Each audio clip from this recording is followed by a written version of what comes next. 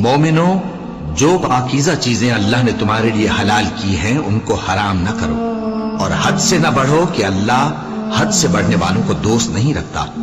اور جو حلال و طیب روزی اللہ نے تم کو دی ہے اسے کھاؤ، اور اللہ سے جس پر ایمان رکھتے ہو ڈرتے رہو۔ اللہ تمہاری بے ارادہ قسموں پر تم سے مواخذہ نہیں کرے گا،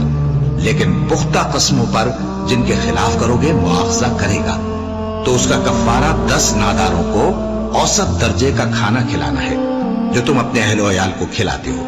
یا ان کو کپڑے دینا یا ایک غلام آزاد کرنا، اور جس کو یہ میسر نہ ہو وہ 3 روزے رکھے۔ یہ تمہاری قسموں کا کفارہ ہے